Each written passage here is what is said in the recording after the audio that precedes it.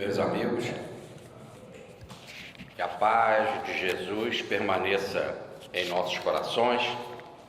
Hoje nós vamos estudar o capítulo 14 da carta de Paulo aos Romanos. É um capítulo que tem muito a ver com as necessidades da igreja de Roma e as igrejas todas da época de Paulo, em especial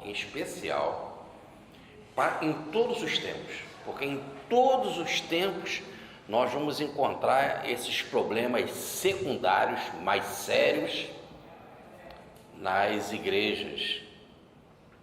Então é uma alerta muito firme que Paulo faz para todos nós.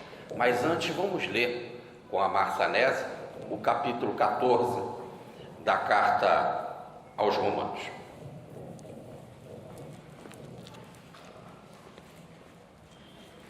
Epístola de Paulo aos Romanos, capítulo 14. Caridade para com os fracos. Acolhei o fraco na fé, sem querer discutir suas opiniões. Um acha que pode comer de tudo, ao passo que o fraco só come verdura. Quem come, não despreze aquele que não come. E aquele que não come, não condene aquele que come, porque Deus o acolheu. Quem és tu que julgas o servo alheio? Que ele fique em pé ou caia, isso é com o seu Senhor. Mas ele ficará em pé, porque o Senhor tem o poder de o sustentar. Há quem faça diferença entre dia e dia, e há quem ache todos os dias iguais. Cada qual siga a sua convicção. Aquele que distingue os dias é para o Senhor que os distingue, e aquele que come é para o Senhor que o faz, porque ele dá graças a Deus. E aquele que não come é para o Senhor que não come, e ele também dá graças a Deus. Pois ninguém de nós vive e ninguém morre para si mesmo. Porque se vivemos, é para o Senhor que vivemos. E se morremos, é para o Senhor que morremos. Portanto, quer vivamos, quer morramos, pertencemos ao Senhor. Com efeito, Cristo morreu e reviveu para ser Senhor dos mortos e dos vivos. Por que julgas teu irmão? E tu, por que o desprezas? Pois todos nós compareceremos ao tribunal de Deus. Com efeito, está escrito: por minha vida, diz o Senhor, todo joelho se dobrará diante de mim e toda língua dará glórias a Deus. Assim, cada um de nós prestará contas a Deus de si próprio. Deixemos, portanto, de nos julgar uns aos outros. Cuidai antes de não colocar tropeços ou escândalo diante de vosso irmão. Eu sei e estou convencido no Senhor Jesus que nada é impuro em si. Alguma coisa só é impura para quem a considera impura. Entretanto, se por causa de um alimento teu irmão fica contristado, já não procedes com amor. Não faças perecer por causa do teu alimento alguém pelo qual o Cristo morreu. Que o vosso bem não se torne alvo de injúrias, porquanto o reino de Deus não consiste em comida e bebida, mas é justiça, paz e alegria no Espírito Santo. Quem desta maneira serve a Cristo, torna-se agradável a Deus e aprovado pelos homens. Procuremos, portanto, o que favorece a paz e a mútua edificação. Não destruas a obra de Deus por uma questão de comida. Tudo é puro, é verdade, mas faz mal o homem que se alimenta dando escândalo. É bom se abster de carne, de vinho e de tudo o que seja causa de tropeço, de queda ou de enfraquecimento para teu irmão. A fé esclarecida que tens, guarda-a para ti diante de Deus. Feliz aquele que não se condena na decisão que toma. Mas quem duvida e a si mesmo toma o alimento é condenado, porque não procede de boa fé. Pois tudo que não procede da boa fé é pecado. Obrigado. Muito bem. Então, essa carta, ela trata de alguns preceitos que a gente chama secundários. Porque o que o cristianismo aborda é o seguir a Cristo no exemplo do amor. E nós vimos no capítulo passado, no capítulo 13, na conclusão do capítulo 13, que Paulo manda a gente se revestir de Cristo. Se revestir de Cristo é ter Cristo como modelo. E aí o que o Cristo fez, faça também. É isso que é o natural para o cristão. E o nosso andar tem que ser o andar em Cristo, nessa nova criatura em Cristo, como as Escrituras falam. Mas, no entanto, ele teve de escrever um capítulo todo, e vai continuar um pouco ainda no capítulo 15, para abordar temas como se a gente deve comer carne, não deve comer carne, se a gente deve ser vegetariano ou não vegetariano, se a gente deve ser, se a gente deve tomar vinho ou não tomar vinho, e aí outras, que dia que a gente deve seguir, se o dia do Senhor é domingo, mas se a gente tem que respeitar o sábado, ou outros dias de festas religiosas. Então ele teve de falar desses problemas. Esses problemas são secundários, eles não têm nada a ver com aquilo que nós chamamos da justiça, e que nós, e Paulo aqui no caso, né, o que nós chamamos da justiça, da paz e da alegria no Espírito em Cristo. São situações secundárias que cada um deve fazer segundo a sua consciência. E segundo a sua consciência, proceder diante dessa sua convicção. Mas vamos lá, infelizmente, por que os homens criam disputas e brigas com relação a essas coisas que, podemos dizer assim, são externas à essência do cristianismo? E por causa disso, vamos ter que encarar como Paulo fez, né? Então vamos lá. Primeiro ele diz assim, que o fraco, a melhor tradução seria o débil, mas o fraco, o débil, aquele que só consegue e acha que o certo é só comer verduras e legumes, ou vegetariano, que ele faça isso. E aquele que se sente forte e acha que deve comer carne, que ele não condene o seu irmão, porque ele é fraco, porque ele só come legumes e verduras, porque ele é vegetariano. Condenar ele por causa disso. Então eu tracei aqui algumas situações de contendas na igreja. Aliás, corretamente, Paulo diz que o que deve ser feito com uma pessoa que pensa diferente de você, nessas questões secundárias, é que você deve acolhê-lo. E esse acolhimento tem a ver com comunhão. Qual deve ser essa comunhão, esse acolhimento? É a vivência do amor. Como você não vai amar uma pessoa que pensa diferente em situações assim tão podemos dizer assim, superficiais?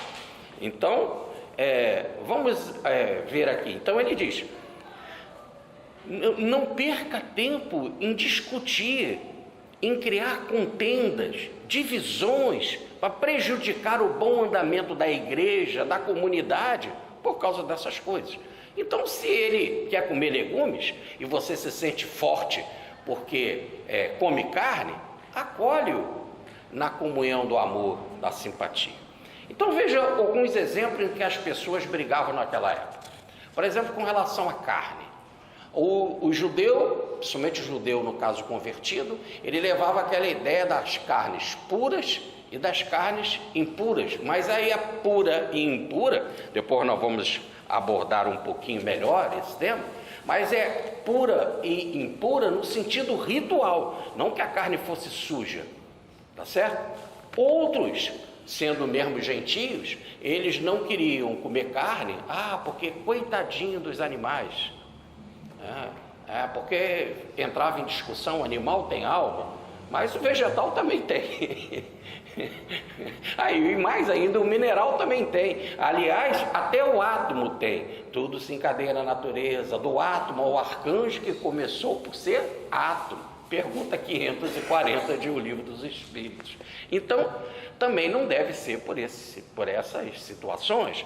Ou então outros preferiam comer legumes porque achavam que carne era uma coisa pesada. Cada um é que deve pensar nesse tipo de vida. Outra coisa com relação aos dias, né? Eu sou um judeu converso, então eu quero seguir o dia da expiação, o dia da Páscoa, a festa dos tabernáculos, no sábado, e não cultuar a igreja no domingo, e sim no sábado. Até hoje nós temos várias correntes evangélicas, né, que fazem questão de cultuar o dia do sábado. Lá em frente à nossa casa em Petrópolis, lá em Nogueira, nós temos uma denominação evangélica, aliás, que faz um trabalho maravilhoso ali para a sociedade, e com cânticos tão alegres e firmes, né? Maravilhoso trabalho de alegria, mas eles só se reúnem no dia do sábado, né?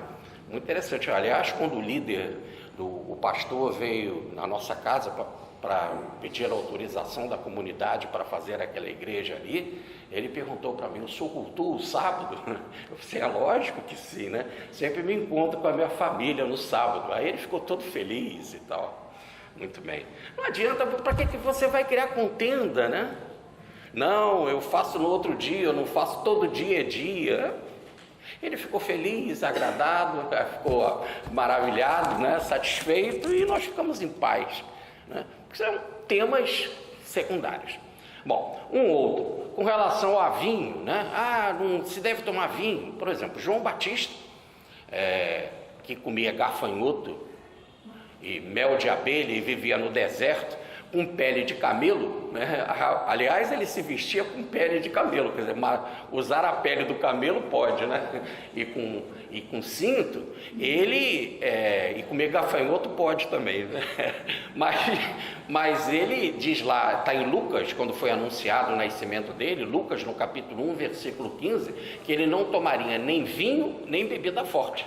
Então, primeiro, por esse texto, já mostra que vinho não é bebida forte. E segundo, ele no caso era radical, não tomava nenhuma coisa nem outra. E como Jesus tomava, aí era chamado de beberrão, como está no texto, né? E como comia coisas que João não comia, os discípulos de João chamavam-lhe de glutão. Então, são coisas que o próprio mestre nem respondeu. E mandou os discípulos de João dizer para João, que o reino de Deus estava sendo anunciado, que a mensagem estava chegando aos pobres, né? Que os aleijados, os cegos, os surdos estavam sendo transformados, curados, consolados. Isso que é o reino de Deus. Continuamos aqui, por exemplo, no caso do sexo, né? Havia uma corrente no cristianismo inicial que condenava o sexo, não porque o sexo fosse uma coisa errada, mas condenava o sexo porque achava que o nosso mundo verdadeiro é o mundo do espírito. E se você faz sexo, tem procriação. No fundo não está condenando o sexo, está condenando a procriação, porque tendo a procriação o mundo continua.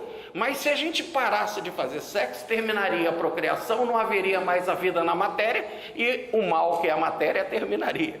Então essa é uma das correntes teológicas, né, ou gnósticas que tinham naquela época, que discutiam sobre isso, e aí havia contenda, um não falava com o outro, essas coisas todas, né? E a igreja ficava dividida. Uma outra situação interessante é que Paulo, na primeira carta aos Coríntios, no capítulo 11, versículo 15, diz que a mulher tem que ter cabelo longo, porque seria o véu do céu na cabeça dela. Ora, a mesma coisa deveria ser para o homem também, então, né? Porque ele deveria ser curvo, também se envolver nesse céu divino. Mas, no caso, por causa dessa recomendação de Paulo, quer dizer, Paulo era partidário. Repare como é uma coisa secundária, né? Quando ele chega em Corinto, ele rapa a cabeça. Quando nós estivermos falando sobre isso Em outras passagens nós vamos explicar. Ele raspa a cabeça, mas ele recomenda nessa passagem que a mulher deveria ter cabelo longo. E aí quantas igrejas hoje se dividem por causa disso? O pastor Russell Norman Champlin, ele conta um caso de uma igreja que fechou porque um irmão foi tão radical com relação a isso e começou a criar um grupo para lá, um grupo para cá, para discutir tamanho de cabelo de mulher, que acabou a igreja se dividindo. Prejuízo para uma coisa muito maior, como diz Paulo, para a obra de Deus. Bom, então, o que ele recomenda? Vamos para o versículo 2. Então, o forte aquele que diz que pode comer de tudo, né? E o fraco, que diz que só come legumes. Então, nessa situação, eu trouxe aqui alguns versículos interessantes para a nossa edificação. Tudo que Deus criou é bom e recebido com ações de graça. Nada é recusável. Isso está na primeira carta de Paulo a Timóteo, no capítulo 4, versículo de 3 a 8. Então, tudo que Deus criou é bom, e dando graças a Deus, e aí Paulo já abre um parênteses, dizendo que toda vez que você come, você deve agradecer o Senhor. Essa é uma tradição muito interessante, que não só no cristianismo primitivo se orava antes das refeições, né? E também Lutero trabalhou muito isso e implantou entre os nossos irmãos reformistas essa ideia da oração antes da refeição. Aliás, o Emmanuel recomenda a mesma coisa para Chico Xavier. Certa vez o Chico Xavier foi numa casa e ele viu lá uma penca de bananas maçã. E ele ficou com vontade de comer algumas, mas era um problema sério que ele tinha ali de resolver. Ele foi chamado para aquela reunião naquela casa, porque era o tipo de banana que ele mais gostava. Ele ficou com vontade de comer algumas. E o que acontece é que ele foi lá para a reunião. A casa não era bem alicerçada nos princípios evangélicos, viviam mais em contendas e em dúvidas, né? E não estavam estabelecidos em fé, logo estavam num estado de desarmonia. Quando ele volta, ele vê dois espíritos entrando ali na região da banana, e um fala para o outro: vamos comer uma banana? Vamos. Aí pega o duplo da banana, ou melhor, pega as vibrações que estão por fora da banana. Em outras palavras, pega o fluido vital da banana, deixando ali as suas vibrações negativas. E agora quem comer aquela banana não só vai estar com a falta do fluido vital, mas vai fazer mal a ela. E aí é aquele negócio, você não sabe por que você comeu um negócio e de repente você não se sente bem, se sente enjoado e tal. E o Chico fica espantado quando ele vê uma coisa dessa, não abre o olhão, né? Quando ele vê essa cena, e o Emmanuel estava ali com ele e explica: tá vendo, Chico?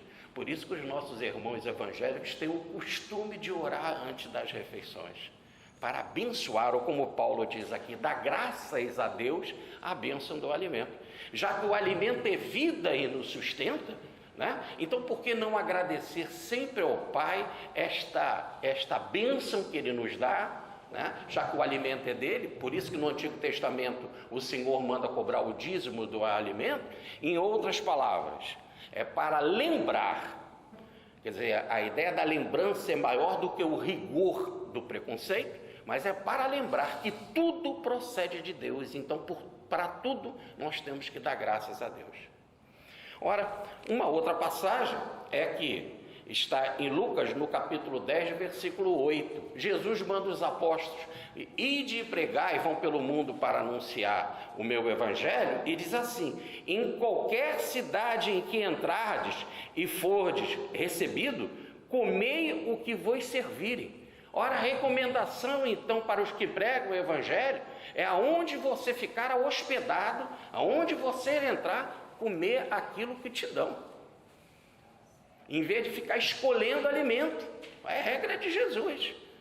Então, graças a Deus que eu nasci num colégio interno, e minha mãe não tinha muito tempo, que eram 150 crianças, então ela botava lá o pratinho para mim, eu tinha de comer. Isso eu não comia, ela ficava ali um período só comendo aquele negócio, para depois eu comer outras coisas, né? E com isso foi muito bom, porque agora eu rodo aí o Brasil inteiro, aí onde eu sou convidado para fazer palestras, e todo prato é prato, e todo prato é uma alegria, e todo prato a gente agradece o Senhor. Bom, uma outra passagem é o caso de Pedro, como está no Atos dos Apóstolos, capítulo 10, versículo 13. O Senhor disse para Jesus: ide pregai na casa do centurião. E Pedro disse que não ia. Aquele homem era romano e que ele não entraria na casa de um romano, porque é impuro. Aí o Senhor deu para ele uma visão. Ele teve uma visão onírica, onde que ele vê um lençol descendo dos céus com animais que na Bíblia são considerados impuros, esses animais. Eu trouxe aqui a relação para vocês. Na Bíblia, a relação dos animais impuros está em Levítico, capítulo 11, versículo de 1 a 8 e no versículo 12. E com relação aos animais que podem comer, os animais puros, está em Deuteronômio, capítulo 14, versículos de 4 a 5. Mas, repare que há aquela descida dos céus nessa visão desses animais impuros, e o Senhor fala para Pedro: mata e come, Pedro. É lógico que eu quero uma visão. E Pedro diz: de jeito nenhum, isso é impuro. E Jesus revida para ele: como você pode chamar impuro aquilo que Deus criou? Aí ele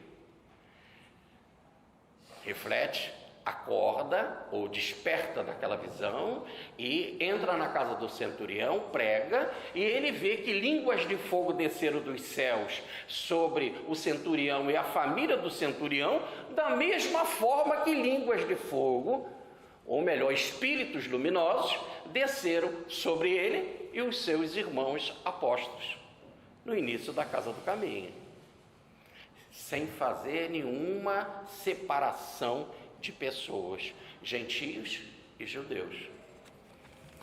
Uma outra passagem está em Mateus capítulo 7, versículo 19, quando Jesus diz assim: não é o que entra no ventre e vai embora, quer dizer, vai levar do esgoto abaixo, através do expelir das fezes, da urina, não é o que entra pela boca, e sim do que sai, porque o que sai é que procede do coração. Então Jesus não diz que é impuro ou que não deve ser comido aquilo ou aquilo outro, não, muito pelo contrário. A grande preocupação dele está com o lado moral, o lado psicológico, o lado espiritual, daquilo que procede do nosso íntimo, e o nosso íntimo está bom, e quando o nosso íntimo está bom, a gente sabe muito bem agradecer a Deus, e não criar contendas por causa de coisas simples, tá certo? Por fim, eu queria registrar aqui a passagem de Colossenses, capítulo 2, versículo 16, quando nós estudarmos a carta aos Colossenses, nós vamos nos deter mais nessa passagem, porque Paulo retoma esse tema. Repare como isso é um tema recorrente, por isso que eu disse que na história da igreja sempre tentou se criar divisão por causa dessas coisas. Então, para os irmãos colossenses, Paulo entra num versículo aqui o mais completo sobre esse assunto, falando que quando a gente abençoa os alimentos, o dia, e todo dia tem que ser para servir ao Senhor, e os alimentos abençoados são para ser agradecidos ao Senhor, e etc, etc. Muito bem, vamos continuar aqui. Mas a luta era grande, e aí aquele que comia carne desprezava o que não comia carne. A palavra desprezar no original está no sentido de jogar fora como um nada. A palavra é muito forte, e como a expressão é grande para você explicar, imagina você ter o outro como um nada e joga fora. Ora, como é que pode? Só porque o cara não come carne e você se acha forte por causa disso? Ou então aquele que comia carne julgava o outro, julgava o que comia carne. E essa palavra julgar no original está no sentido de criticar, censurar, exibir superioridade. Poxa, eu sou diferente, eu sou superior, não sou igual você que é carnívoro. Então ele se sentia superior por causa disso, se vangloriava das suas atitudes. Ora, ao fazer assim, diz Paulo, não faça esse tipo de julgamento. E ele diz, por que não faça? Porque Deus acolheu tanto forte que come carne, como o fraco que não come carne, Deus acolheu a todos. Eles pertencem à obra de Deus. E se pertence à obra de Deus, tá certo? Não vamos criar divisão, a obra tem que ser maior. A obra de transformação da humanidade. Então, Paulo lembra aqui, nesse caso, então, quem és tu, tanto o débil, o fraco, que julga o outro, como o forte que condena? Paulo pergunta, quem és tu, então, para julgar alguém? Quem és tu para isso? Agora, eu queria aqui trazer 2 exemplos sobre comer carne e comer outras coisas dentro das Escrituras. Há uma passagem na época do grande profeta Elias, está no primeiro livro dos Reis, no capítulo 17, versículo 6, estava-se numa época de muito desregramento moral. E Elias foi levado a proferir uma mensagem, um oráculo, uma revelação espiritual, de que haveria um grande período de seca e de fome. E quando ele faz essa revelação, ele mesmo se afasta, porque o mundo ficou com carência de alimentos. Como Elias era cumpridor da vontade do Senhor, o Senhor destacou um corvo para levar, isso é importante, esse detalhe aqui que eu vou dizer para vocês nas Escrituras, 2 vezes por dia, não era só uma vez não, 2 vezes por dia, por enquanto que durasse aquela seca, aquele período de fome, levasse para ele pão e carne. Não é só pão, mandou levar carne e colocou um animal, o corvo, para fazer esse trabalho para ele, que todo dia alimentava Elias. Agora há também uma passagem que está no livro do Êxodo, no capítulo 16, aí é bom ler o capítulo todo, que o povo que saiu do Egito, que era escravo no Egito, o judeu, ele foi caminhar pelo deserto, e aí aquela peregrinação que durou cerca de 40 anos, né, até chegar à terra prometida, e eles começaram a reclamar no deserto, com carência de água. Foi quando Moisés bateu com o cajado na pedra e jorrou água, etc. Aliás, essa mina existe até hoje na Jordânia, nós estivemos lá visitando e provamos da água. Mas é interessante que ficava na região de Petra. E é interessante que o povo também reclamava que não tinha pão e não tinha carne, e dizia assim, nós éramos escravos lá no Egito, e lá no Egito nós ganhávamos a nossa ração, a nossa porção de pão e carne.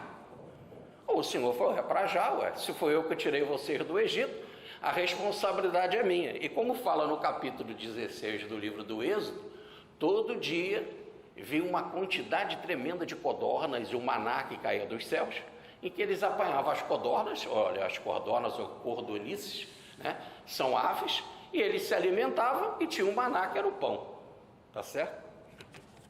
Muito bem. Então, para o Senhor não há esse tipo de divisão que nós fazemos. E se diz Paulo que nós temos de nos revestir do Senhor, está aí um bom exemplo. Ora, mas você não quer comer carne, então ótimo, não tem problema nenhum, não coma carne, seja feliz, e acolhe e não julgue aquele que come. E você que come, não condene aquele que não come. Vivam no acolhimento ou na comunhão, no exercício do amor. E aí continua Paulo, então quem é você, homem, para julgar alguém que é servo, e servo do alheio? Uma pessoa que é cristã, um crente, ele é servo do Senhor, de Jesus, e ele foi feito para o Senhor, e ele é do Senhor, e ele pertence ao Senhor, ou como diz Paulo, somos do Senhor. Ora, se é assim, se é dessa forma, você não pode julgar alguém que é servo alheio, já que você é servo também, porque quem te aceitou no cristianismo foi Jesus, E Jesus aceita aquele que come carne e aquele que não come carne. E qualquer um desses dois é servo do Senhor. E se é servo do Senhor, nós somos deles, desses que comem carne ou não comem carne, nós somos o quê? Conservos. Ou nós somos servos iguais. Se eu sou servo igual ao outro, eu não posso julgar o outro. Porque se eu julgo o outro, eu estou usurpando, sendo ladrão do verdadeiro juiz que é o Senhor, ué. Quem sou eu para julgar?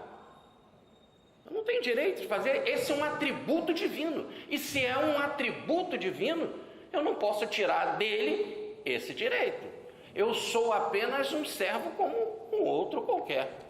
Então, diz Paulo, né? Nesse exato momento, né, o Senhor, ele é poderoso para manter este que come ou esse que não come em pé. Então, você vai julgar e falar assim: olha lá aquele, ó, ah lá, ele come carne, ah, ele caiu da graça.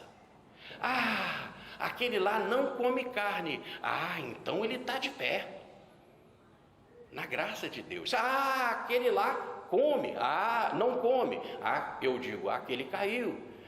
Não sou eu que vou dizer quem caiu ou quem está de pé, quem está aprovado e quem está reprovado. É isso que ele está dizendo.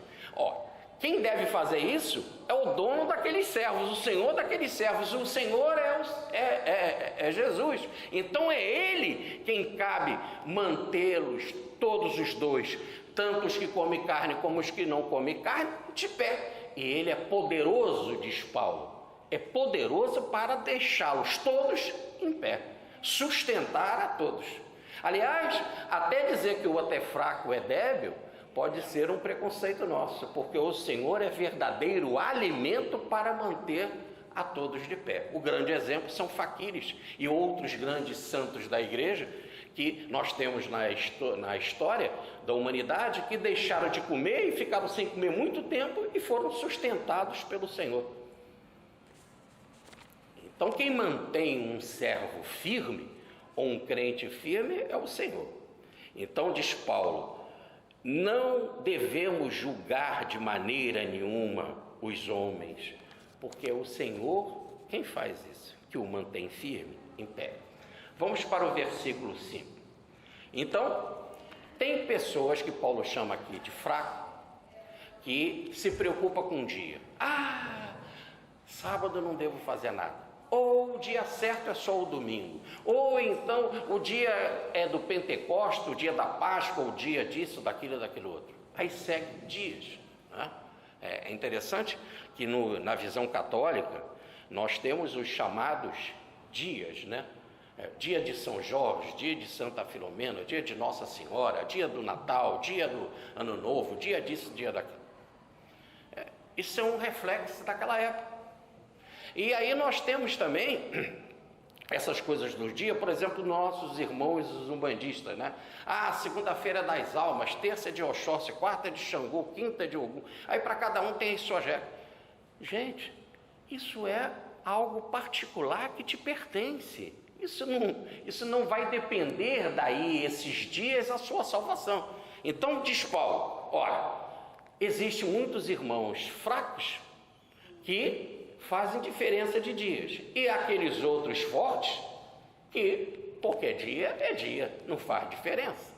Ora, então siga a sua convicção, porque isso, diz ele, é opinião da sua mente. Isso está na sua mente. Se é da sua mente, é algo que te pertence. Seja fiel à sua mente, à sua natureza. Ele também não reclama, dizendo: tire isso da sua mente. Não, você tem que tirar da mente as coisas que prejudicam o ser humano. Brigar, ele manda tirar da mente. Fazer contenda, ele manda tirar da mente. Mas se você quiser seguir lá o dia de sábado, não precisa tirar isso da mente. Isso é certo para a sua mente. Ah, eu quero seguir só o dia do domingo. Isso é certo para a sua mente. Ou que qualquer dia é dia. Isso é certo para a sua mente. Ele não entrava nessa contenda. E dizia mais, então, agora fazendo o resumo dos versículos 6, 7, 8 e 9. Aqui que está o importante. Então, se alguém faz caso do dia, que o faça para o Senhor. Olha que legal. Se você acha que deve respeitar o sábado, ou se você acha que deve respeitar o domingo, que você faça isso, não pelo sábado, não pelo domingo, mas para o Senhor. Que viva plenamente a sua fé no Senhor. Se entrega a Ele e viva feliz nessa sua crença, nessa sua opinião. Depois ele fala: se alguém come carne, então dá graças a Deus, porque é hora da refeição, e se é hora da refeição, abençoa o alimento e faça-o, come carne unido ao Senhor. E faça isso pensando no Senhor e vivendo no Senhor. Terceiro, se alguém não come carne e só come legumes, por exemplo, dá graças a Deus aos legumes e sirva ao Senhor. Faça isso para o Senhor. Ou melhor, o que Paulo está querendo? O que vale é sermos unidos ao Senhor, vivermos no Senhor, né? Respeitando dias ou não respeitando dias, comendo carne ou não comendo carne, se unam ao Senhor. Ora, quantos versículos? Eu ainda estou no versículo 6 e 7, são 22, 23, se não me falha a memória, e ele está aí nesse tema. Quando poderíamos estar falando de assuntos mais amplos com relação a Cristo, mas o que se vai fazer? Haviam contendas. Vocês vão ver quando nós estudarmos a carta aos Gálatas. Na carta aos Gálatas, isso era imposto era enfiado goela abaixo, essas regras naquela comunidade. A comunidade estava se perdendo, estava ficando rachada nesse mundo. Paulo chega a lembrar: irmãos, sede meus imitadores, como eu sou imitador do Cristo, né? Se esforce para viver num estado de harmonia, de alegria. E ele fala assim: então, não seja assim. Você tem que viver para o Senhor. Se você viver para o Senhor, o que você fizer, seja lá o que for, qualquer coisa, vai ter uma hora que aqui ele está falando de dias, de comida, e de comer carne e de ser vegetariano. Ele deu esses 3 exemplos, mas já ele vai dizer: de qualquer coisa, seja lá o que você fizer, façam no Senhor, vivendo para o Senhor. E agora ele vai explicar melhor, então, no versículo 7, que ninguém viva para si mesmo. Viver para si mesmo é egoísmo.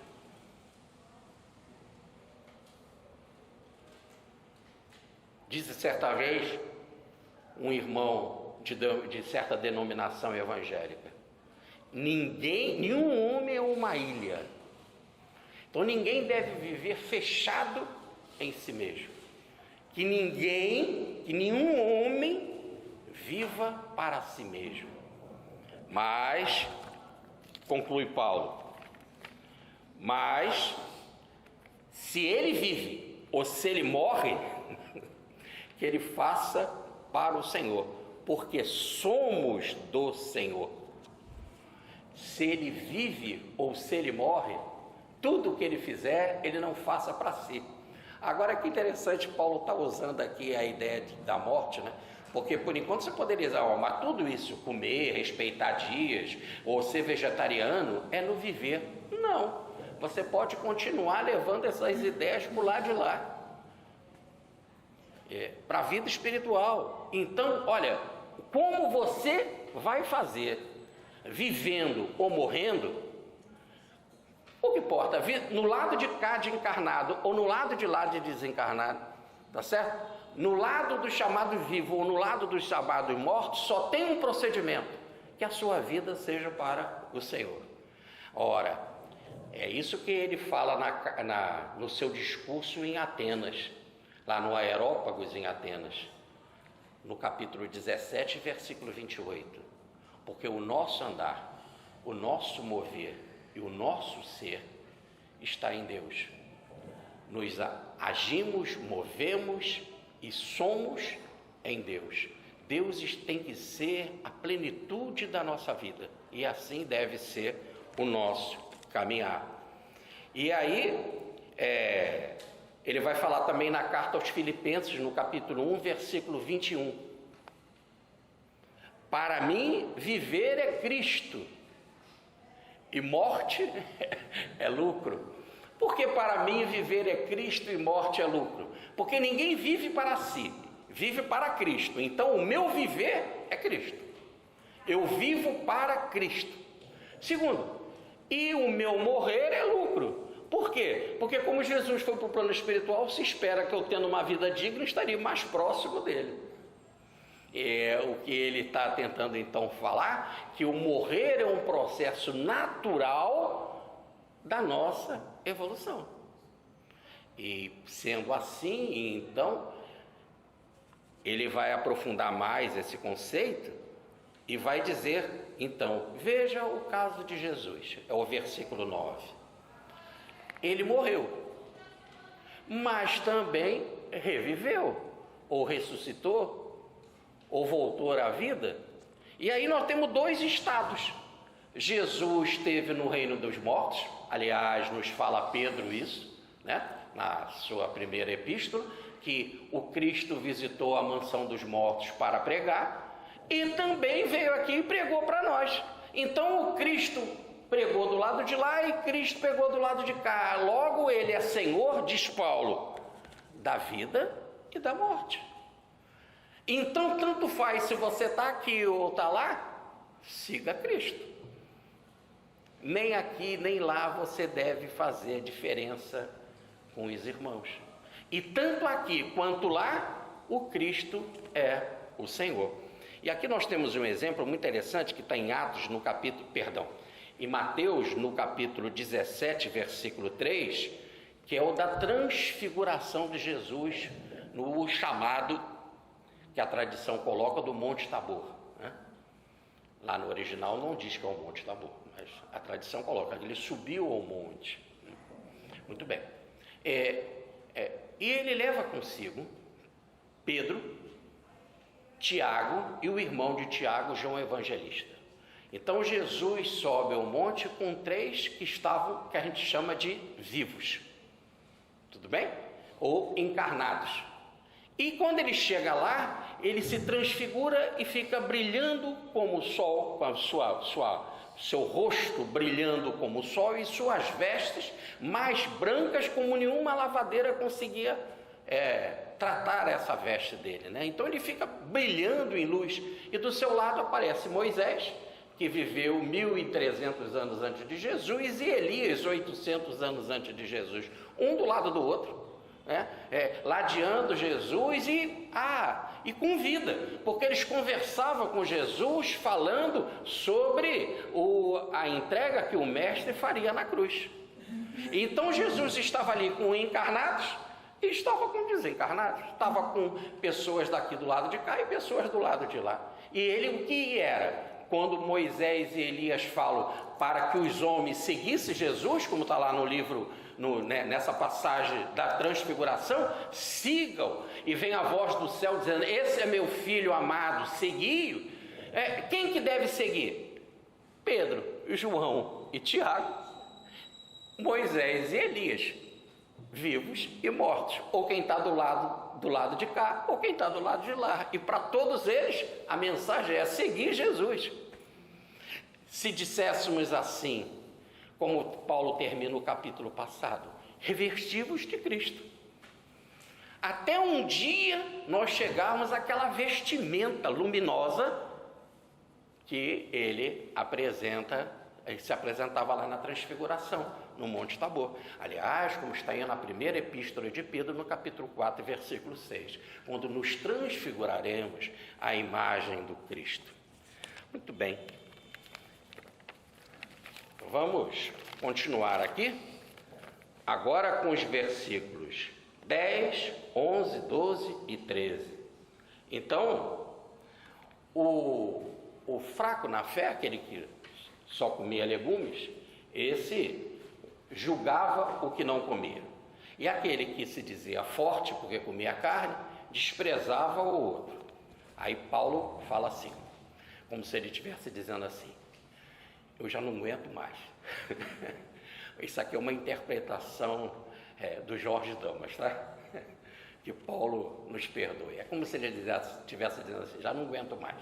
Mas mesmo assim, se vocês continuarem com essas contendas, com essas divisões, eu continuarei com vocês. Não aguento mais, mas continuarei com vocês, porque é algo maior que me move, é o amor. Mas eu quero dizer, você que não come carne e julga o outro, e você que come carne e despreza o outro, saiba que todos, tanto quem come carne, quem não come carne, irá comparecer diante do tribunal de Deus. E aí, quando chega lá, não adianta, porque eu não comia carne, porque eu comia carne.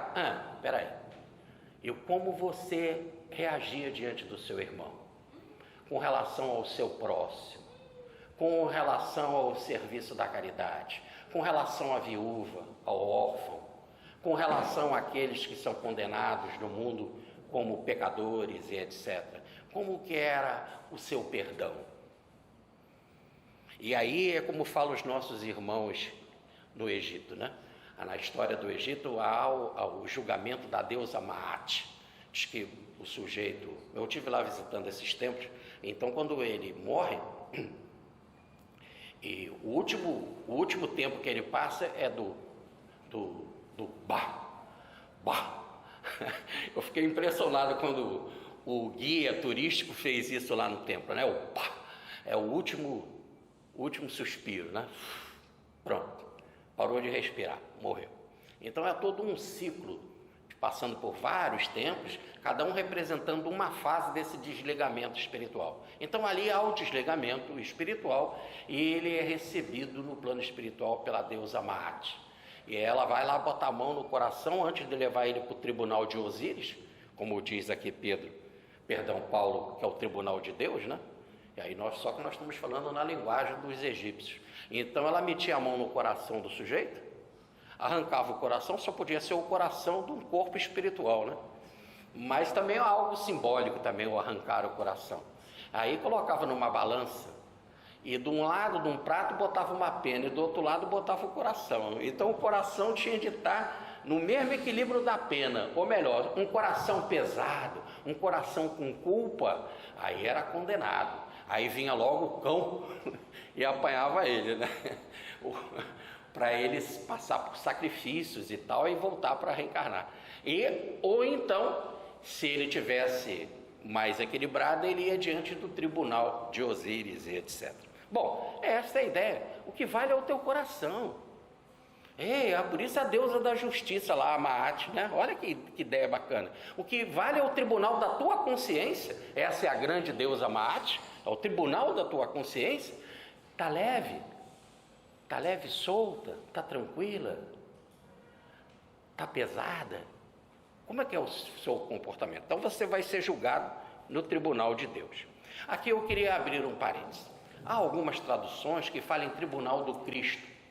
O próprio Emmanuel, quando analisa esse versículo através da mediunidade do Chico Xavier, no Reformador de 1958, em setembro, na página 140, o Emmanuel fala aqui em tribunal do Cristo. Mas a gente pegando os melhores códices, os melhores papiros, né, nós vamos ver que a palavra lá no original é Deus, é tribunal de Deus. Alguns é que falam tribunal do Cristo. Muito bem. Mas não tem problema nenhum, porque o próprio Emmanuel, já sabendo disso, quando ele faz a análise, lá no final, ele, em vez de falar a palavra Cristo ou a palavra Deus, ele fala a lei eterna. Aí ele sai dessa contenda. Mas o que é mais interessante é que pouco importa, porque o julgamento é de Deus, mas através de Cristo. Aliás, é o que está em Atos dos Apóstolos, no capítulo 17, versículo 31.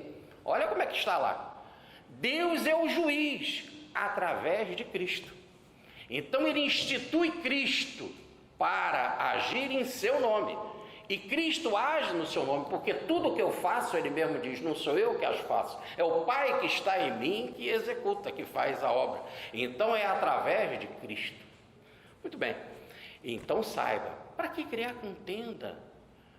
E se depois a sua consciência vai se deparar com a seguinte coisa: puxa, criei tanta desordem, criei tanta briga, fiz tanta divisão, criei tanta inimizade, prejudiquei tantas igrejas, centros, templos, seja lá o que for, perturbei tantos lares com essas ideias menores de dias santos, de comer isso, não comer aquilo, etc.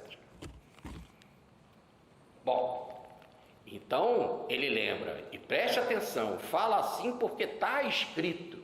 Está escrito aonde?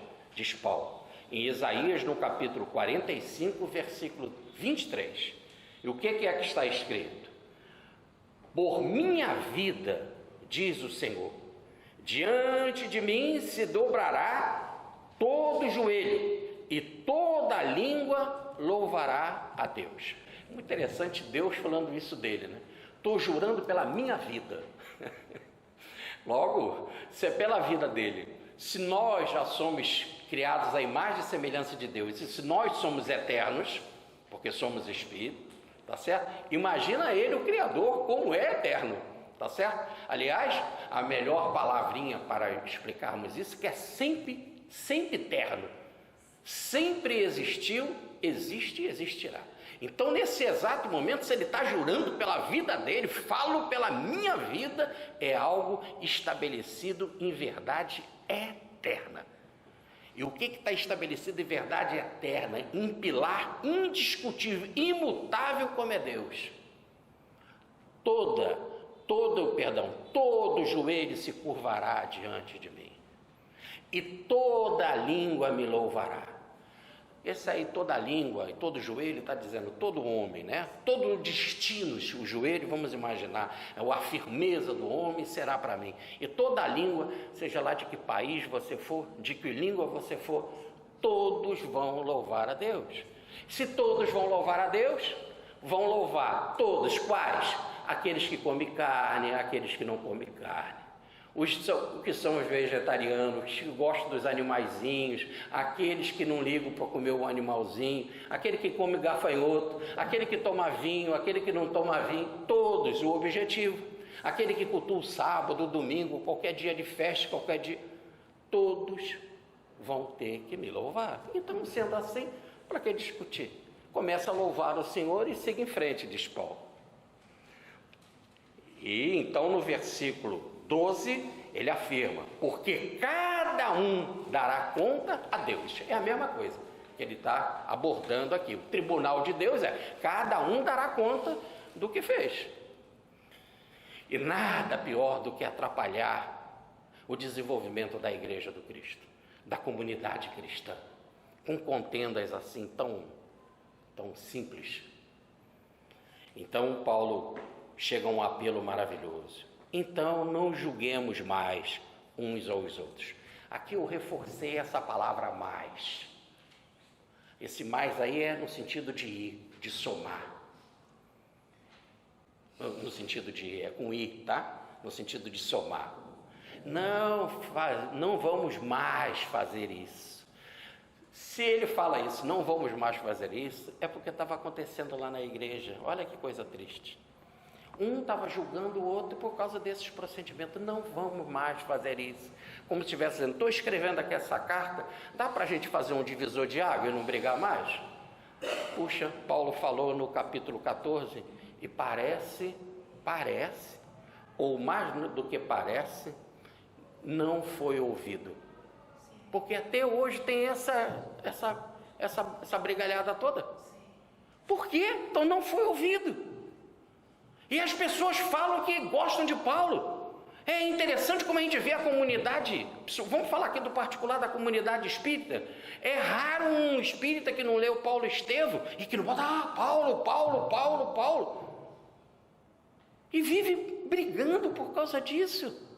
Não faça mais isso, diz Paulo. Olha como que ele agora foi carinhoso. Não vão mais fazer isso. Vamos começar uma nova vida, né?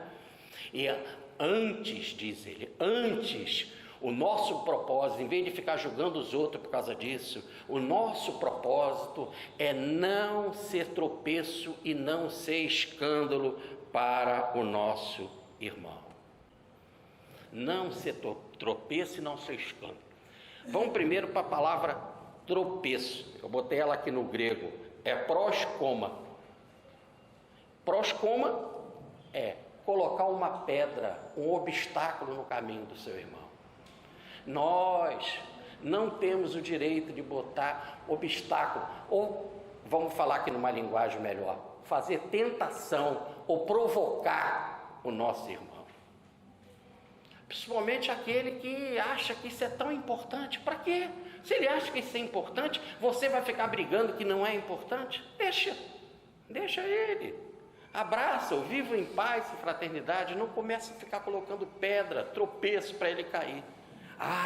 E não seja escândalo. No original está escândalon. É assim mesmo no grego. É uma palavra mesmo direta do grego, né? Que deu aqui no português, muito conhecido. Então, que no original quer dizer armadilha. Não coloque armadilha.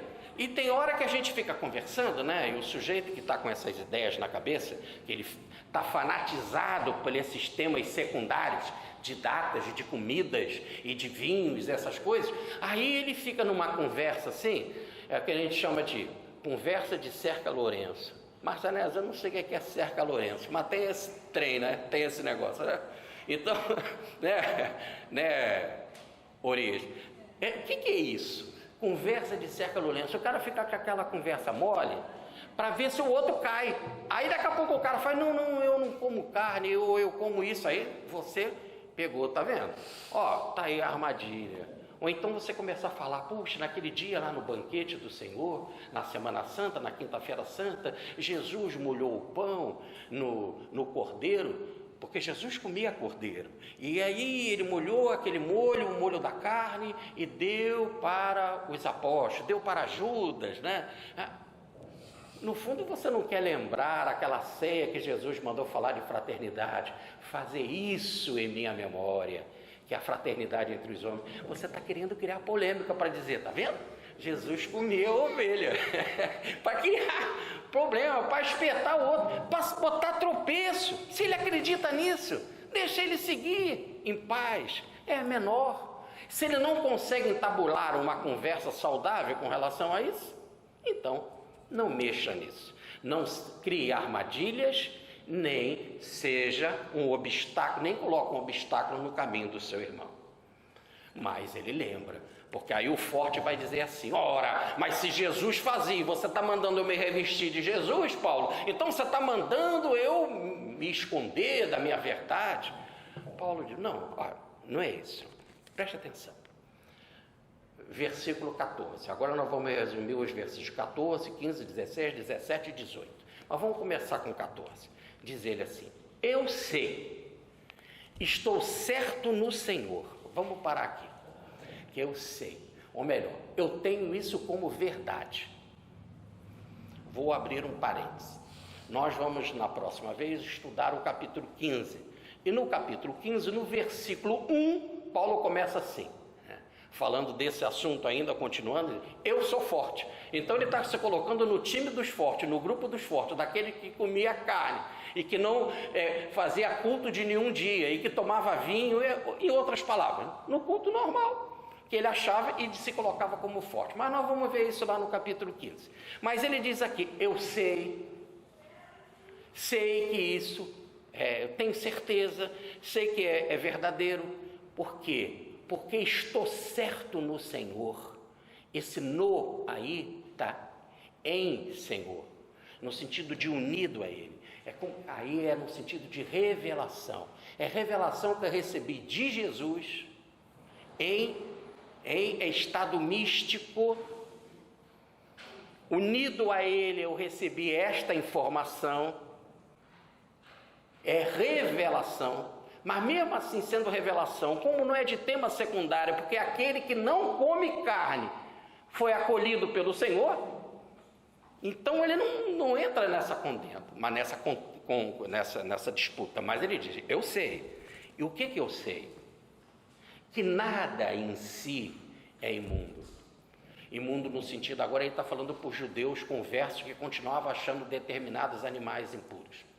Eu tenho um amigo que tem uma casa no Vale do Cuiabá, uma casa muito bonita, apesar dele não ser milionário, mas foi feita uma coisa com muito bom gosto. E no meio da natureza, toda cercada de vidro e madeira, na beira de um rio maravilhoso. Então é um verdadeiro paraísinho aqui na terra, algo muito bem feito, muito bem construído, utilizando toda a harmonia da natureza para construir a sua casa.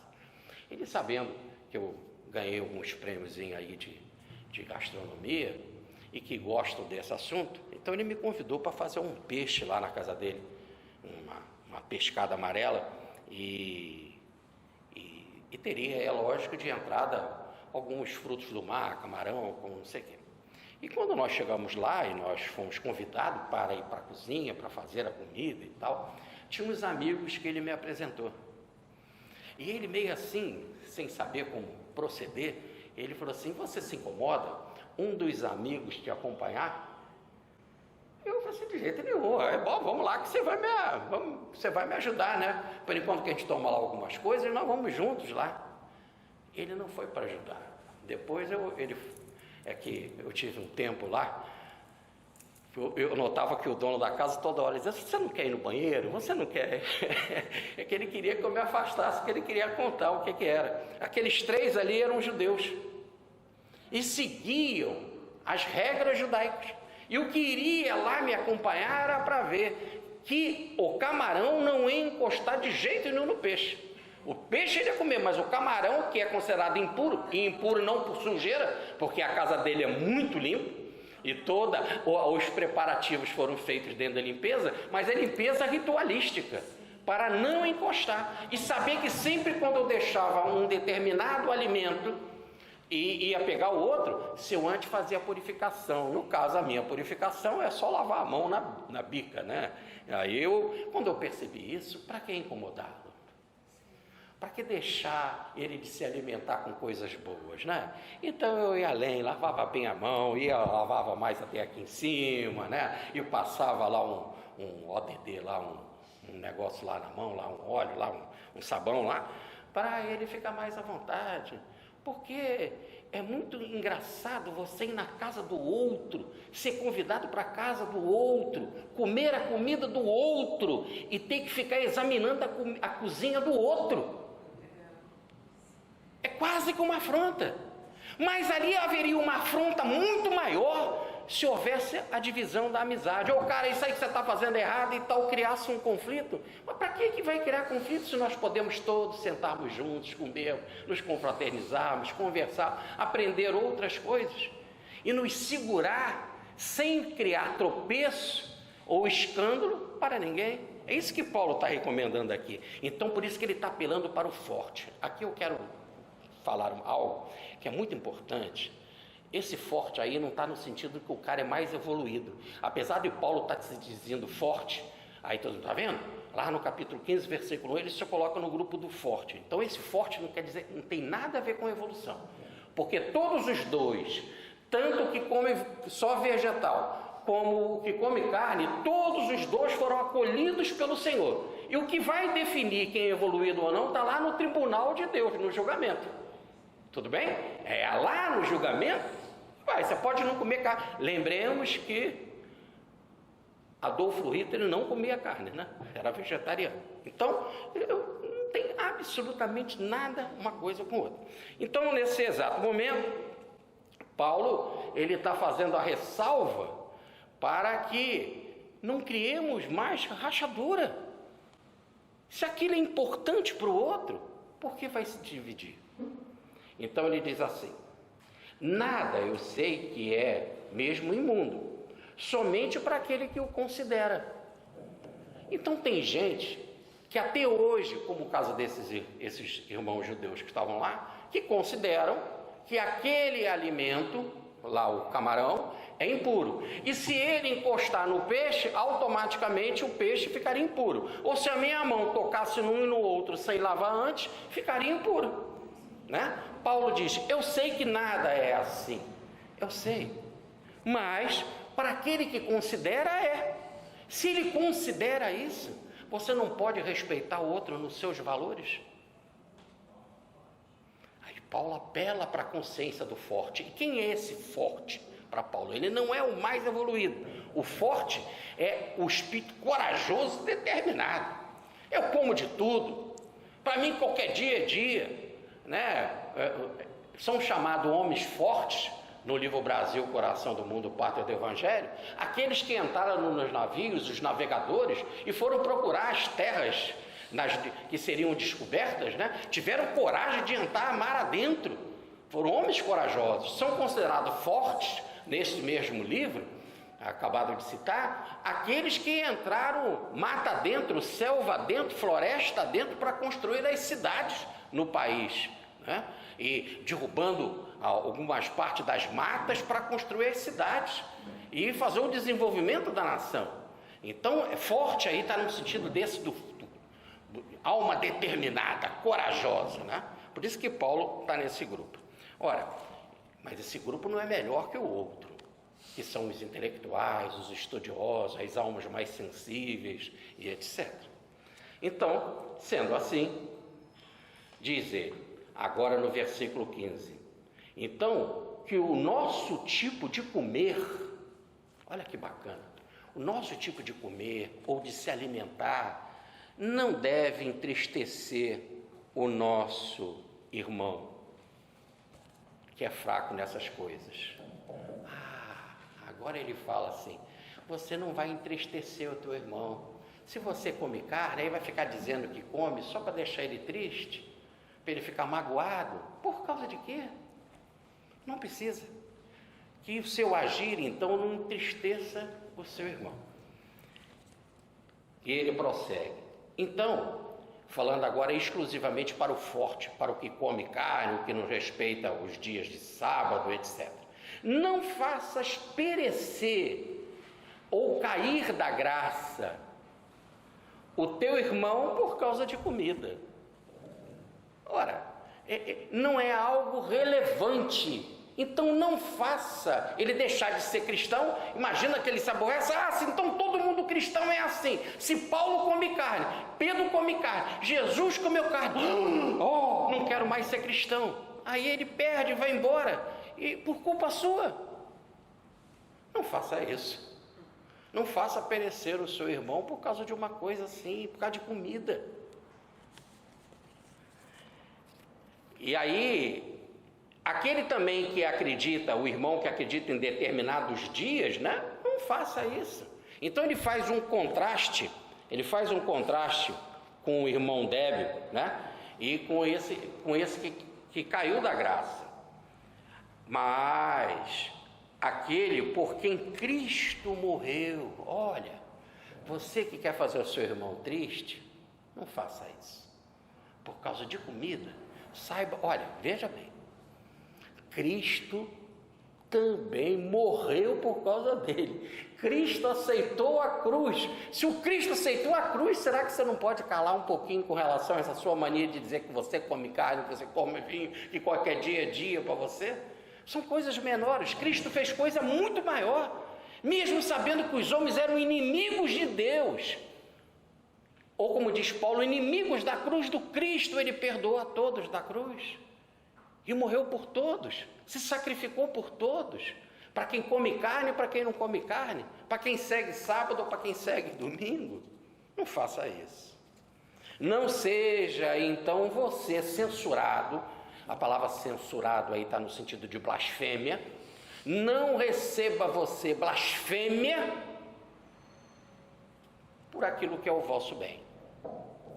Qual é o bem do cristão?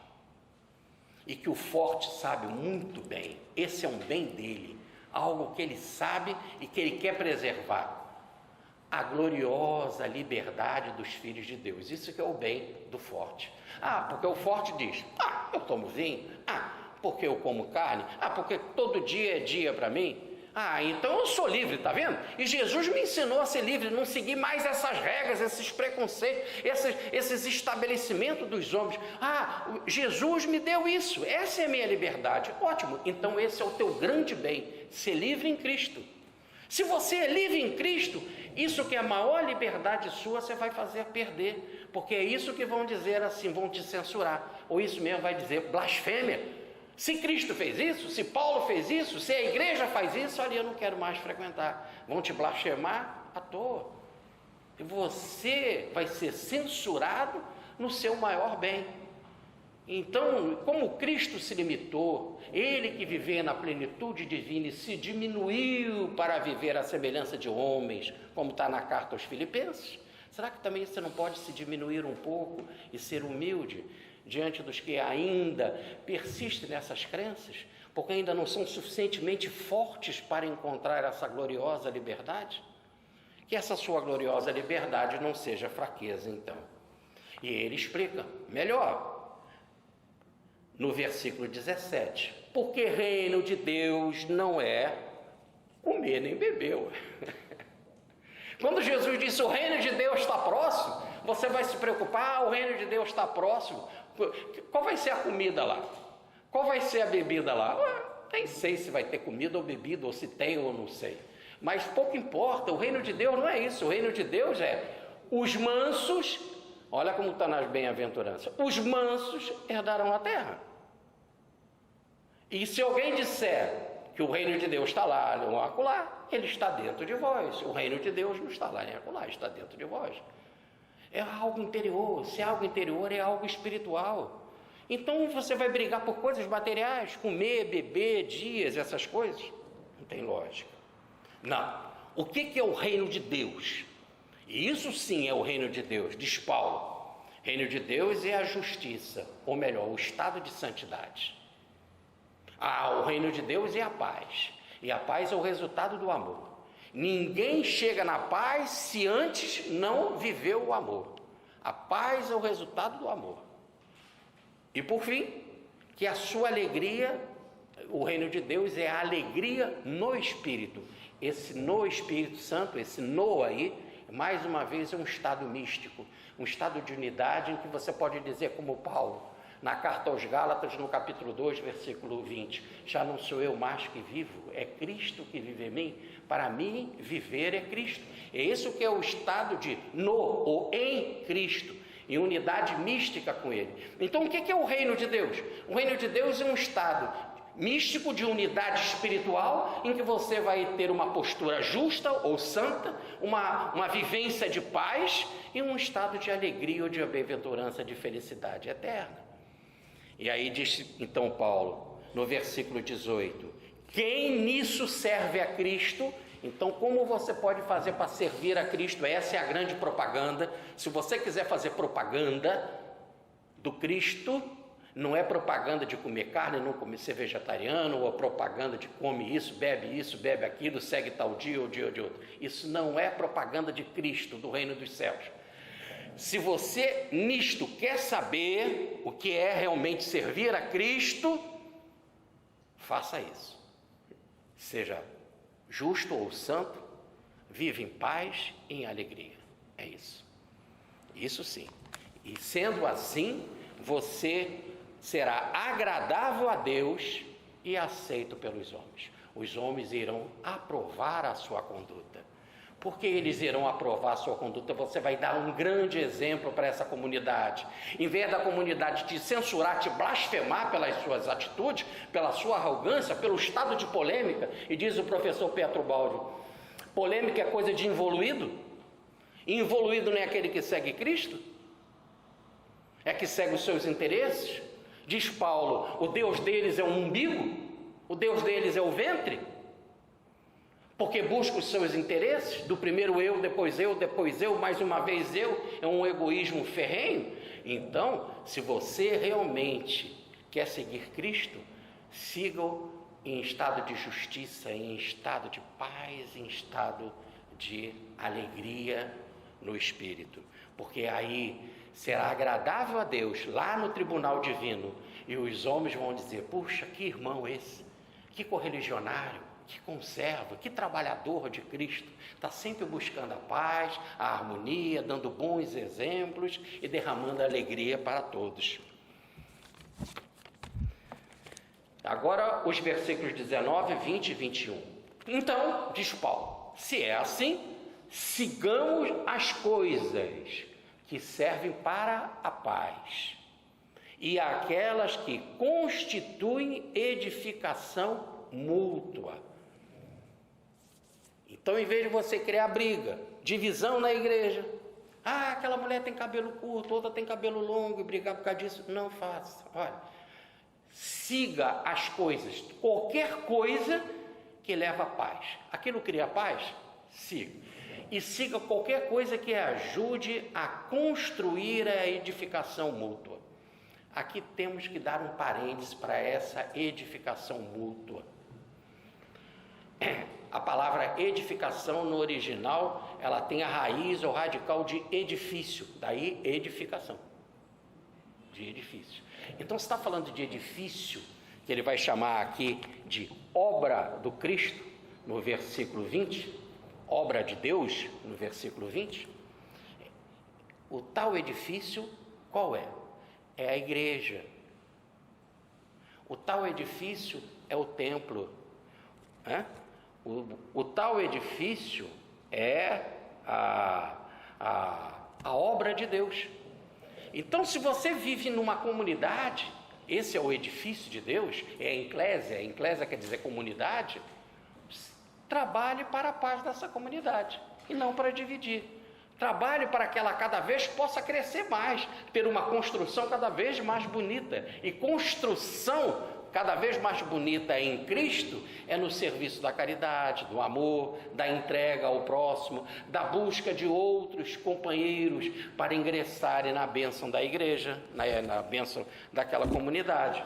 Então, versículo 20, não destruas, você que é forte, que se acha que tem direito de fazer polêmica, não destruas, por causa de comida, a obra de Deus. Não há lógica.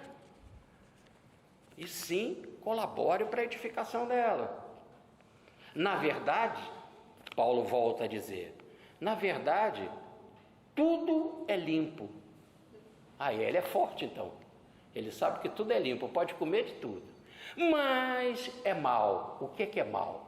Aí deixa de ser limpo, aí agora é uma sujeira moral. O que é mal? Dá motivo de tropeço por causa de comida. Você vai fazer o seu irmão tropeçar, deixar a igreja, criar uma divisão na igreja por causa de comida. Repare que ele fica voltando nesse tema, como esse tema devia de ser desagradável naquela época.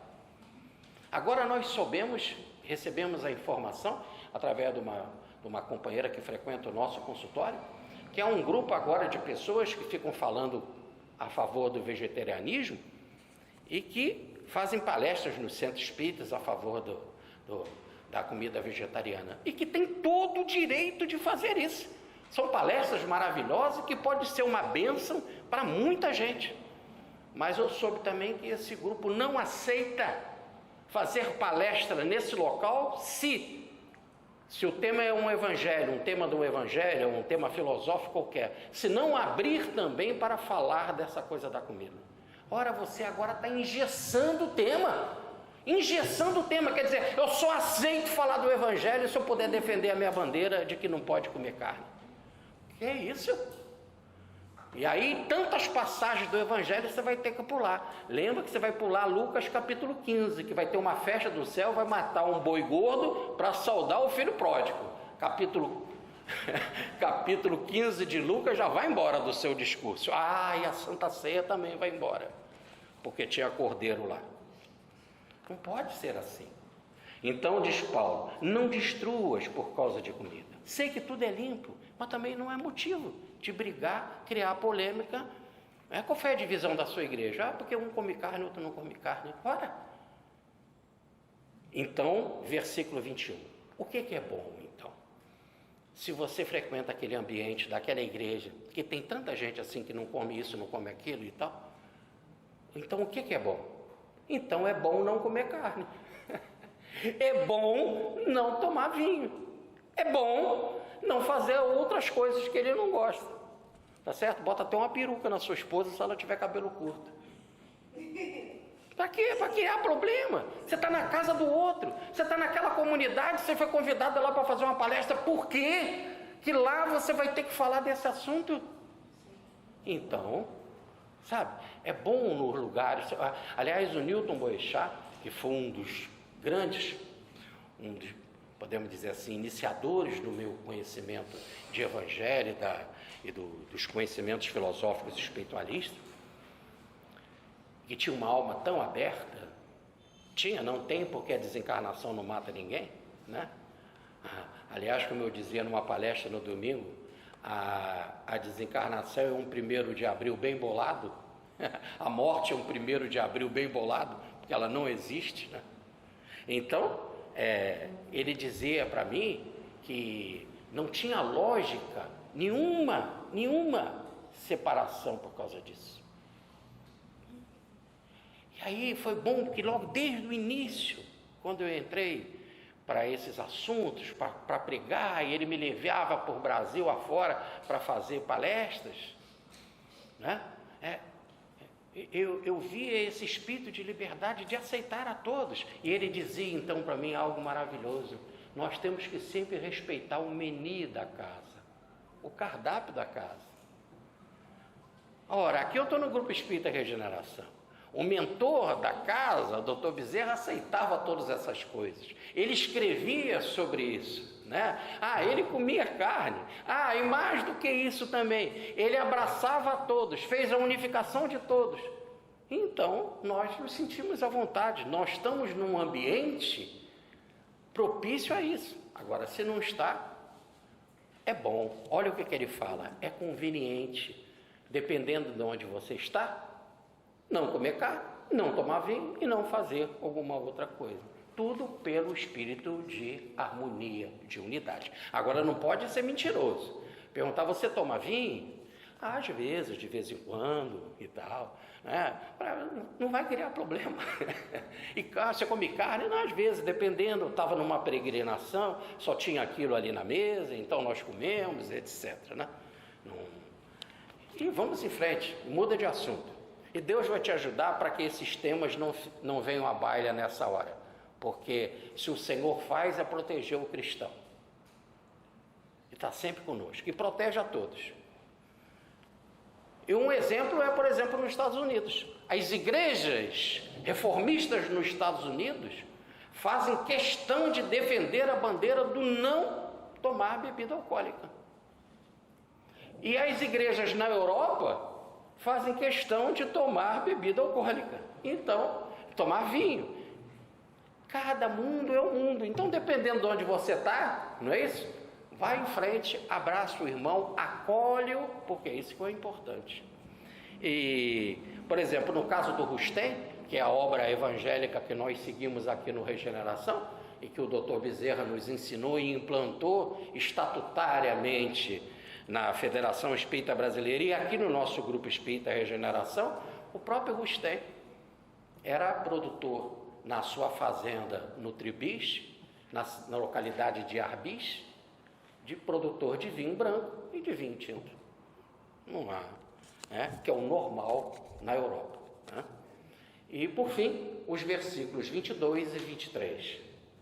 Então, diz Paulo, siga a tua fé ou a tua convicção. Aí fé, as palavras elas não têm sempre o mesmo sentido. As palavras nem sempre têm o mesmo sentido. Não interprete fé agora como nós estivéssemos falando daquela fé da nossa unidade em Cristo. Não, aí ele está falando da fé, a tua crença, a tua convicção. É que crença é algo vago. Ele está falando da sua convicção, aquilo que você aceita ou que você aprova, aquilo que é aprovado na sua consciência. Isso você deve guardar diante de Deus. Em vez de ficar disputando com os homens, guarda isso diante de Deus. Diante de Deus se você não come carne, não coma carne.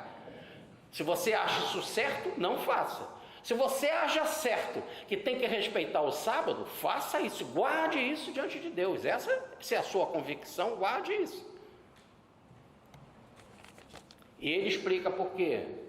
Porque é bem-aventurado é aquele que não se condena, ou melhor, aquele que não afronta a sua consciência naquilo que aprova ou naquilo que é a sua fé, naquilo que é a sua convicção, naquilo que ele aprova. Então é um bem-aventurado que tem a consciência tranquila. Imagina se eu deixar de comer carne é uma coisa. Agora eu comer carne para me violentar só para ser agradável ao outro, se eu acho que aquele é errado, eu não faço. Sigo a minha consciência, porque o que vale é uma consciência tranquila. Porque a consciência é o homem íntimo. O teu homem íntimo tem que estar em paz, em harmonia espiritual. Então, no versículo 23, ele afirma: então, aquele que tem fé, aquele que é convicto, deve seguir a sua consciência. Porque aquele que é duvidoso, no sentido de se eu como carne ou não como carne, aquele que duvida, ora, esse daí está condenado. Paulo então diz assim: seja fiel à sua consciência. Nada de ficar oscilando de lá e para cá. Não come carne, acabou. Não pode ficar abalada a sua consciência. Seja natural, que tenha uma consciência em paz e tranquila. Seja fiel ao seu mundo interior. Os romanos diziam assim, os romanos no sentido de filósofos: o agir segue o ser. As suas atitudes, o seu fazer tem que ser coerente com a sua natureza. Então não se violente. Ele diz, por quê? Porque aí você já vai estar condenado. Porque se você tiver com uma consciência pesada, contaminada, no sentido, hoje eu fiz uma coisa errada, hoje era sábado e eu fui trabalhar, hoje era sábado e eu fiz tal coisa. Não fica assim. Se você aceita o dia de sábado, usa o sábado para orar, vai ler. Saiba que um dia Paulo andou 39 quilômetros, no mínimo, no dia de sábado. Mas, naquela época, só era permitido 2.000 quilômetros para aquele que é rígido. Se você é rígido, siga a tua consciência, fique em paz. Mas não pode ficar, estou com a consciência pesada, hoje eu comi carne, não deveria, é sexta-feira santa. Você ainda até acredita nisso? Segue isso. Por fim, tudo aquilo que você faz deve vir da sua fé. Você só pode fazer aquilo que a sua fé, a sua convicção, a sua natureza consciencial manda. Siga a sua consciência. Porque, ele diz, porque tudo aquilo que não provém da sua convicção, da sua tranquilidade de consciência, da sua fé, é pecado. Pecado no sentido, você está no caminho errado. Olha que coisa então linda. Para Paulo, então, qualquer coisa que você escolher, comer carne ou não comer carne, tomar vinho ou não tomar vinho, acreditar nesse dia ou não acreditar nesse dia, qualquer coisa, está ótimo. Siga a tua consciência, guarde em paz. Se você não seguir a sua consciência, fica com a consciência pesada, aí sim é desagradável, porque você aí está em pecado, ou melhor, em atitude e em postura errada diante de Cristo. Por isso, então, para Paulo, a fé é algo subjetivo. Por que a fé é algo subjetivo? Então, para Paulo, o correto mesmo é que o seu viver deve seguir ao Senhor. Só isso que é o correto. Siga o Senhor, siga o Espírito e guarde a paz. Por fim, para terminar, eu queria citar uma frase do apóstolo Tiago, que está no capítulo 1, versículo 6, quando Tiago nos informa a seguinte mensagem. Quando Paulo diz que aquele que é duvidoso, aí fica oscilando para lá e para cá, ora quer comer uma coisa, ora não quer comer outra, e fica nessa dúvida toda, ele diz que é como uma onda no mar. E uma onda no mar é impulsionada pelo vento. O vento manda ela para cá, manda ela ir para lá, e ela fica sem direção. Paulo diz que a sua mente possa ser guardada em Deus e siga a tua convicção, mas siga em paz. Fazendo assim, você fará obras da fé. E tudo aquilo que provém da fé agrada a Deus, mas tudo aquilo que não provém da fé é caminho de erro, de consciência pesada. Muita paz, fique com Deus.